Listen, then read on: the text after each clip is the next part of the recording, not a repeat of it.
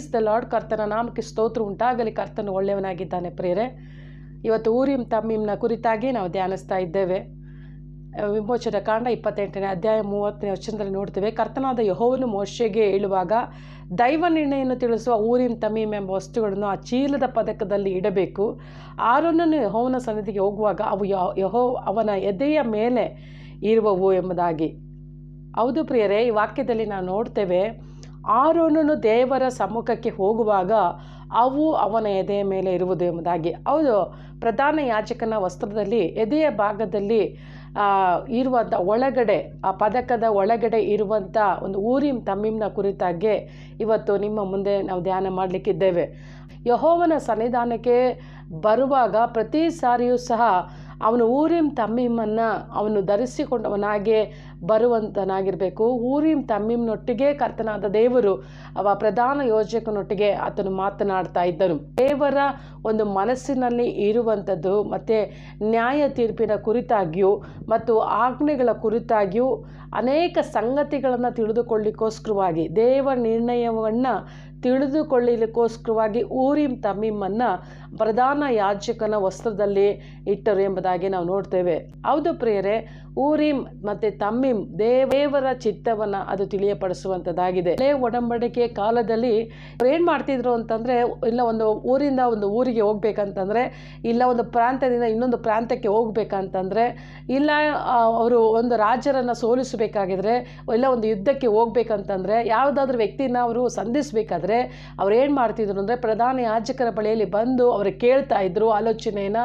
ಆ ಆಲೋಚನೆಯನ್ನು ಕೇಳುವಾಗ ಪ್ರಧಾನ ಯಾಜಕರು ಏನು ಮಾಡ್ತಿದ್ದ ಅಂದರೆ, ಊರಿಮ್ ತಮ್ಮೀಮ್ನ ಮೂಲಕವಾಗಿ ಚಿತ್ತವನ್ನು ತಿಳಿದುಕೊಂಡು ಏನು ಮಾಡ್ತಿದ್ದ, ಜನರಿಗೆ ತಿಳಿಸ್ತಾ ಇದ್ದ ಎಂಬುದಾಗಿ ನೋಡ್ತೇವೆ. ಹಾಗಾದರೆ ಊರಿಮ್ ಎಂಬುದಾಗಿ ಹೇಳುವಾಗ ಅದರ ಅರ್ಥ ಏನಂತಂದರೆ ಪ್ರಕಾಶವನ್ನು ಕೊಡುವಂಥದ್ದು. ಆಮೇಲೆ ತಮ್ಮೀಮ್ ಎಂಬುದಾಗಿ ಹೇಳುವಾಗ ಅದರ ಅರ್ಥ ಬಂದು ಪರಿಪೂರ್ಣತೆ ಎಂಬಂಥ ಅರ್ಥವನ್ನು ಕೊಡುವಂಥದ್ದಾಗಿದೆ. ಪ್ರಧಾನ ಯಾಜಕನ ವಸ್ತ್ರದ ಪದಕದೊಳಗೆ ಊರಿಮ್ ಎಂಬ ಕಲ್ಲು ಮತ್ತು ತಮ್ಮೀಮ್ ಎಂಬ ಕಲ್ಲಿರುತ್ತೆ. ಅದೆರಡು ಒಂದು ಬಿಳಿ ಒಂದು ಕಪ್ಪು ಬಣ್ಣ ಉಳ್ಳದು.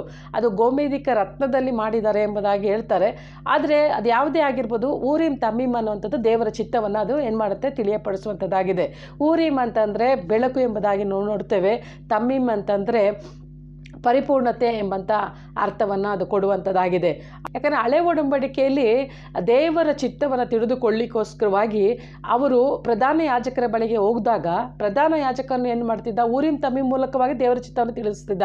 ಆದರೆ ಇವತ್ತು ಹೊಸ ಒಡಂಬಡಿಕೆ ಜನರಾದ ನಮಗೆ ಊರಿಮ್ ತಮ್ಮೀಮ್ ಇದೆಯಾ ಎಂಬುದಾಗಿ ಹೇಳುವಾಗ, ಹೌದು ಪ್ರಿಯರೇ, ದೇವರ ವಾಕ್ಯದಿಂದ ನಾವು ಕೆಲವು ಸಂಗತಿಗಳನ್ನು ನೋಡೋಣ. ಹೊಸ ಒಡಂಬಡಿಕೆಯಲ್ಲಿ ಕ್ರಿಸ್ತನನ್ನು ನಂಬಿದಂಥ ನಮ್ಮೆಲ್ಲರಿಗೂ ಸಹ ಕರ್ತನಾದ ದೇವರು ನಮ್ಮನ್ನು ಏನಂತ ಕರೆದಿದ್ದಾನೆ ಅಂತಂದರೆ, ನಮ್ಮನ್ನು ಅರಸರನ್ನಾಗಿಯೂ ಯಾಜಕರನ್ನಾಗಿಯೂ ಆತನು ಕರೆದಿದ್ದಾನೆ. ಪ್ರಕಟಣೆ 1ನೇ ಅಧ್ಯಾಯ 6ನೇ ವಚನ ಹೇಳುತ್ತೆ, ನಾವು ಯಾಜಕರು ರಾಜವಂಶಸ್ಥರು ಆಗಿದ್ದೇವೆ. ಆಮೇನ್. ನಮ್ಮನ್ನು ಕರ್ತನಾದ ದೇವರು ಯಾಜಕರನ್ನಾಗಿ ನಮ್ಮನ್ನು ಅಪಾಯಿಂಟ್ ಮಾಡಿದ್ದಾನೆ. ಯಾಜಕರ ಒಳಗೆ ಊರಿಮ್ ತಮ್ಮೀಮ್ ಇದೆ. ಆಮೇನ್. ನೀವು ಹೊಸ ಒಡಂಬಡಿಕೆಗೆ ಸಂಬಂಧಪಟ್ಟಂಥ ನಿಮ್ಮೆಲ್ಲರ ಒಳಗೆ, ಕ್ರಿಸ್ತನಲ್ಲಿ ಇರುವಂಥ ನಿಮ್ಮೆಲ್ಲರ ಒಳಗೆ ಊರಿಮ್ ತಮ್ಮೀಮನ್ನು ಕರ್ತನಾದ ದೇವರು ಇಟ್ಟಿದ್ದಾನೆ. ಹಾಗಾದರೆ ಊರಿಮ್ ಅನ್ನುವಾಗ ಅದು ಸತ್ಯವೇದ ಎಂಬುದಾಗಿ ನೋಡ್ತೇವೆ ಪ್ರೇರೆ. ಇವತ್ತು ಸತ್ಯವೇದದ ವಾಕ್ಯಗಳು, ಬರೆಯಲ್ಪಟ್ಟಂಥ ವಾಕ್ಯಗಳನ್ನು ಕರ್ತನಾದ ದೇವರು ಅದನ್ನು ನಿಮ್ಮ ಒಳಗೆ ಇಟ್ಟಿದ್ದಾನೆ ಪ್ರೇರೆ. ಕರ್ತನಾದ ದೇವರು ಅನೇಕ ವಾಕ್ಯಗಳನ್ನು ನಿಮ್ಮ ಒಳಗೆ ಇಟ್ಟು ನೀವು ನಡೆಯಬೇಕಾದಂಥ ಮಾರ್ಗವನ್ನು ಆತನು ಏನು ಮಾಡ್ತಿದ್ದಾನೆ, ನಿಮ್ಮ ಒಳಗಿಂದಲೇ ಆತನು ತಿಳಿಸುವ ಆತನಾಗಿದ್ದಾನೆ. ನಿನ್ನ ಜೀವಿತವನ್ನು ನಿರ್ಣಯಿಸುವಂಥ ಒಂದು ವಾಕ್ಯವಾಗಿದೆ. ಇವತ್ತು ದೇವರ ವಾಕ್ಯ ಏನಾಗಿದೆ ಅಂತಂದರೆ, ನಮ್ಮನ್ನು ಪ್ರತಿದಿನವೂ ಅದೇನು ಮಾಡ್ತಿದೆ ಅಂದರೆ ಬಲಪಡಿಸುವಂಥದ್ದಾಗಿದೆ ಪ್ರೇರೆ. ದೇವರ ವಾಕ್ಯದಲ್ಲಿ ನಾವು ನೋಡ್ತೇವೆ, ಕೀರ್ತನೆಗಾರನು ಹೇಳ್ತಾನೆ, ಆ ದೇವರ ವಾಕ್ಯವು ನಮ್ಮ ಕಾಲಿಗೆ ಅದು ದೀಪವು, ನಮ್ಮ ದಾರಿಗೆ ಬೆಳಕು ಎಂಬುದಾಗಿ ನೋಡ್ತೇವೆ. ನಾನು ಯಾವ ಮಾರ್ಗದಲ್ಲಿ ನಡೆಯಬೇಕು ಎಂಬುದಾಗಿ ನನಗೆ ಬೋಧಿಸುವಂತೆ ಊರಿಮ್ ಆಗಿದೆ ಪ್ರೇರೆ. ಇವತ್ತು ಎಷ್ಟು ಸಾರಿ ನೀನು ನಡೆಯಬೇಕಾದಂಥ ಮಾರ್ಗವನ್ನು ನಿನ್ನನ್ನು ಸಂತೈಸಲಿಕ್ಕೋಸ್ಕರವಾಗಿ ಅನೇಕ ವಾಕ್ಯಗಳೊಟ್ಟಿಗೆ ಕರ್ತನಾದ ದೇವರು ನಿನ್ನೊಟ್ಟಿಗೆ ಮಾತನಾಡಿದ್ದಾನೆ. ಅನೇಕ ಸಾರಿ ನೀನು ಕುಗ್ಗಿ ಹೋಗಿರುವಾಗ ಕರ್ತನಾದ ದೇವರು ತನ್ನ ಊರಿಮ್ನ ಮೂಲಕವಾಗಿ ತನ್ನ ಮಾತುಗಳನ್ನು ನಿನ್ನೊಟ್ಟಿಗೆ ಆತನು ಹಂಚಿಕೊಂಡಿದ್ದಾನೆ. ಇವೆಲ್ಲವನ್ನ ಕರ್ತನ ಎಲ್ಲಿಟ್ಟಿದ್ದಾನೆ ಅಂತಂದರೆ, ನಿನ್ನ ಒಳಗೆ ಆತನಿಟ್ಟಿದ್ದಾನೆ. ಆಮೇನ್, ಹಲ್ಲೆಲೂಯಾ. ಹಳೆ ಒಡಂಬಡಿಕೆಯಲ್ಲಿ ಪ್ರಧಾನ ಯಾಜಕನ ಒಳಗೆ ಮರೆಯಾಗಿ ಇಡಲ್ಪಟ್ಟಂಥ ಆ ಒಂದು ಕಲ್ಲುಗಳು ಊರಿಮ್ ತಮ್ಮೀಮ್ ಇವತ್ತು ನಮ್ಮ ಒಳಗೆ ಅದು ಮರೆಯಾಗಿ ಇಡಲ್ಪಟ್ಟಿದೆ. ಇವತ್ತು ಲೋಕದ ಜನರಿಗೆ ಅದು ಕಾಣಿಸ್ತಾ ಇಲ್ಲ. ನಾವು ವಾಕ್ಯದಲ್ಲಿ ನೋಡುವಾಗ ಯೋಹನನ ಬರೆದ ಸುವಾರ್ತೆ 14ನೇ ಅಧ್ಯಾಯ 17ನೇ ವಚನ ಹೇಳುತ್ತೆ, ಆ ಸಹಾಯಕನು ಯಾರಂದ್ರೆ ಸತ್ಯದ ಆತ್ಮನೇ, ಲೋಕವು ಆತನನ್ನು ನೋಡದೆಯೂ ತಿಳಿದೇ ಇರೋದ್ರಿಂದ ಆತನನ್ನು ಹೊಂದಲಾರದು, ನೀವು ಆತನನ್ನು ಬಲ್ಲಿರಿ ಎಂಬುದಾಗಿ. ಹಲ್ಲೆಲೂಯ. ಇವತ್ತು ಲೋಕಕ್ಕೆ ಗೊತ್ತಿಲ್ಲ ನಮ್ಮ ಒಳಗೆ ಊರಿಮ್ ತಮ್ಮೀಮ್ ಇದೆ ಎಂಬುದಾಗಿ. ದೇವರ ವಾಕ್ಯವನ್ನು ಕರ್ತನಾದ ದೇವರು ಇವತ್ತು ಮರೆಯಾಗಿ ನಮ್ಮೊಳಗೆ ಒಂದು ನಿಕ್ಷೇಪವಾಗಿ ಕರ್ತನ ಇಟ್ಟಿದ್ದಾರೆ. ನೀವು ಯಾವಾಗೆಲ್ಲ ವಾಕ್ಯವನ್ನು ಓದ್ತಿರೋ ಆ ವಾಕ್ಯ ಏನಾಗಿದೆ ಅಂತಂದರೆ ನಿಮ್ಮೊಳಗೆ ಇದೆ. ಆದರೆ ನಿಮಗೆ ಅದು ಹೊರಗಡೆ ಕಾಣಿಸ್ತಾ ಇಲ್ಲ. ಆದರೆ ಒಂದು ದಿನ ಆ ಊರಿಮ್ ಏನು ಮಾಡುತ್ತೆ ಅಂತಂದರೆ ನಿನ್ನ ಭವಿಷ್ಯತ್ತಿನ ಕುರಿತಾಗಿ ಅದು ನಿರ್ಣಯಿಸುವಂಥದ್ದಾಗಿದೆ. Amen, hallelujah. ನಿನ್ನ ಮಕ್ಕಳ ಭವಿಷ್ಯತ್ತಿನ ಕುರಿತಾದಂಥ ದೇವರ ಚಿತ್ತವನ್ನು ತಿಳಿಯಪಡಿಸುವಂಥ ದೇವರ ವಾಕ್ಯಗಳೇನಾಗಿದೆ ಅಂದರೆ ನಿನ್ನ ಒಳಗೆ ಅಡಕವಾಗಿದೆ. ಅದು ಮಾತ್ರವಲ್ಲದೆ ಇವತ್ತು ನೀನು ಎಲ್ಲಿಗೆ ಹೋಗಬೇಕಾಗಿದೆ, ಏನನ್ನು ಮಾಡಬೇಕಾಗಿದೆ ಎಲ್ಲವನ್ನ ತಿಳಿಯಪಡಿಸುವಂಥ ದೇವರ ವಾಕ್ಯ ಎಂಬ ಊರಿಮ್ ಕರ್ತನಾದ ದೇವರು ಇವತ್ತು ನಿನ್ನ ಒಳಗೆ ಇಟ್ಟಿದ್ದಾನೆ. ಆಗ ದೇವರ ವಾಕ್ಯವನ್ನು ನೀವು ಓದಲಿಕ್ಕೆ ಆರಂಭಿಸ್ತಿರೋ ಆಗ ನಿನ್ನ ಅಪಾಯದ ಸಮಯಗಳಲ್ಲೆಲ್ಲ ಕರ್ತನಾದ ದೇವರ ವಾಕ್ಯವು ಏನಾಗುತ್ತೆ, ಊರಿಮ್ನ ರೀತಿಯಲ್ಲಿ ನಿನ್ನ ಒಳಗೆ ಕೆಲಸ ಮಾಡುವಂಥದ್ದಾಗಿದೆ. ಆಮೇನ್. ಇವತ್ತು ಡಾಕ್ಟರ್ಸ್ಗಳು ಹೇಳ್ಬೋದು, ನೀನು ಅಧಿಕ ಕಾಲ ಬದುಕಲಿಕ್ಕೆ ಆಗೋದಿಲ್ಲ, ಯಾಕಂದರೆ ಭಾಳ ನೀನು ವೀಕ್ ಆಗಿದೆಯಾ, ಬಲಹೀನವಾಗಿದೆಯಾ ಎಂಬುದಾಗಿ ಡಾಕ್ಟರ್ಸ್ಗಳು ರಿಪೋರ್ಟ್ ಕೊಡ್ಬೋದು. ಆದರೆ ನಿನ್ನ ಒಳಗಿರುವಂಥ ಊರಿಮ್ ಹೇಳುತ್ತೆ ನೀನು ಬಹುಕಾಲ ಬದುಕುವಿ ಎಂಬುದಾಗಿ, ದೀರ್ಘಾಶ್ರಯವನ್ನು ಹೊಂದಿ ನೀನು ತೃಪ್ತಿಗೊಳ್ಳುವಿ ಎಂಬುದಾಗಿ ನಿನ್ನ ಒಳಗಿಂದ ತಿಳಿಸುವಂಥದ್ದಾಗಿದೆ. ಅದು ಮಾತ್ರವಲ್ಲದೆ ಪ್ರಿಯರೇ, ನಿನ್ನ ಒಳಗಿರುವಂಥ ಊರಿಮ್ ಹೇಳುತ್ತೆ ನೀನು ಬಲಹೀನತೆಯಲ್ಲಿ ನನ್ನ ಬಲವು ಪೂರ್ಣ ಸಾಧಕವಾಗಿರ್ತದೆ ಎಂಬುದಾಗಿ. ಅದು ಮಾತ್ರವಲ್ಲದೆ ಮೋಶೆ ಕಣ್ಗಳು ಏನಾಯಿತು ಅಂತಂದರೆ ಅದು 120 ವರ್ಷಗಳಾದ್ರೂ ಕಳೆಗುಂದಿರಲಿಲ್ಲ, ನನ್ನ ಕಣ್ಗಳು ಸಹ ಕಳೆಗುಂದದೆ ಇರುವಂಥದ್ದಾಗಿರುತ್ತೆ. ಹೌದು, ಅದ್ದಿಗೆ ಬರುವಂತೆ ತಿರುಗಿ ಯೌವನವನ್ನು ಕರ್ತನಾದ ದೇವರು ಬರಮಾಡ್ತಾನೆ ಎಂಬುದಾಗಿ ಹೇಳಿದ್ದಾನೆ.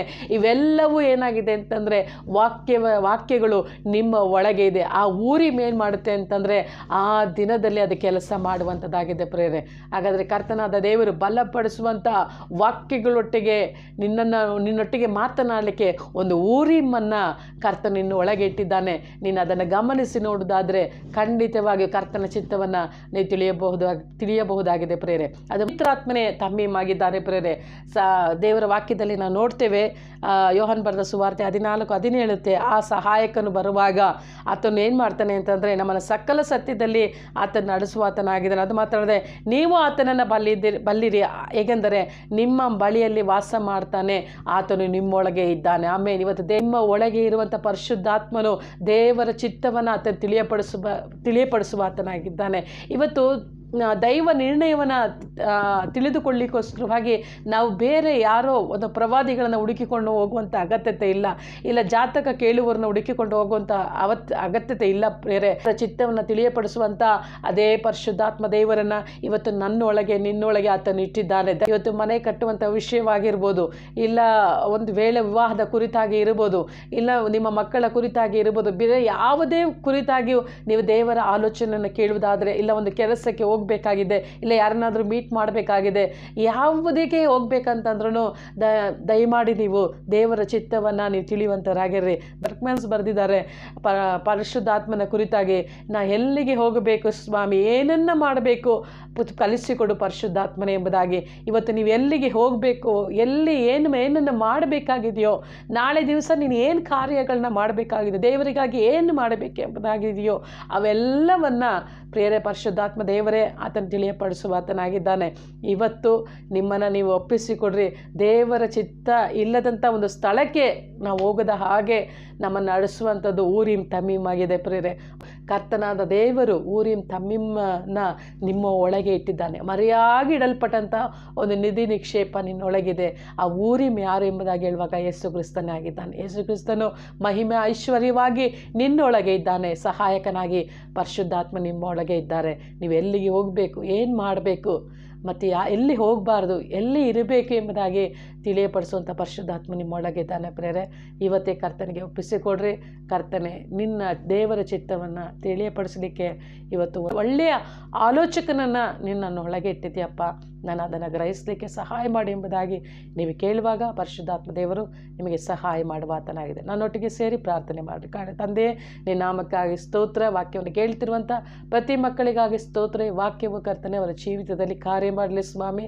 ಆಲೋಚನೆಗಳನ್ನು ತಿಳಿಯಪಡಿಸುವಂಥ ಒಳ್ಳೆಯ ಆಲೋಚನೆ ಕರ್ತನ ಸ್ವಾಮಿ. ಅಪ್ಪ ಕರ್ತ, ನೀನು ಅವರೊಳಗೆ ವಾಸ ಮಾಡ್ತಿದ್ದೆ. ಆ ಊರಿಮ್ ತಮ್ಮಿಮ್ ಅವರೊಳಗೆ ಇದೆ ಎಂಬುದಾಗಿ ಅವ್ರಿಗೆ ಗೊತ್ತಿಲ್ಲ. ಆದರೆ ಇವತ್ತಿಂದ ಅವರು ಗ್ರಹಿಸಲಿಕ್ಕಾಗುವಂತೆ ಸಹಾಯ ಮಾಡಿರಿ. ಎಲ್ಲ ಮಹಿಮೆ ನಾನು ನಿನಗೆ ಸಲ್ಲಿಸ್ತೇನೆ ಸ್ವಾಮಿ. ಯೇಸುವಿನ ನಾಮದಲ್ಲಿ ಪ್ರಾರ್ಥಿಸ್ತೇವೆ ತಂದೆಯೇ, ಆಮೇಲೆ. ಈ ವಾಕ್ಯವನ್ನು ಕೇಳುವಂಥ ನಿಮ್ಮೆಲ್ಲರಿಗೂ ಸಹ ನಾನು ಯೇಸು ಕ್ರಿಸ್ತನ ನಾಮದಲ್ಲಿ ವಂದಿಸ್ತೇನೆ. ಈ ವಾಕ್ಯವನ್ನು ಅನೇಕರಿಗೆ ಶೇರ್ ಮಾಡಿರಿ. ಮತ್ತು ಈ ವಾಕ್ಯದ ಮೂಲಕವಾಗಿ ನೀವು ಪಡೆದುಕೊಂಡ ಆಶೀರ್ವಾದನ ಕಮೆಂಟ್ ಮೂಲಕವಾಗಿ ನೀವು ತಿಳಿಸಬೇಕಾಗಿ ನಾನು ಯೇಸುವಿನ ನಾಮದಲ್ಲಿ ನಿಮ್ಮ ಮಧ್ಯದಲ್ಲಿ ನಾನು ಕೇಳಿಕೊಳ್ಳಲಾಗಿದ್ದೇನೆ. ಕರ್ತನು ತಾನೇ ನಿಮ್ಮನ್ನು ಆಶೀರ್ವಾದ ಮಾಡಿ.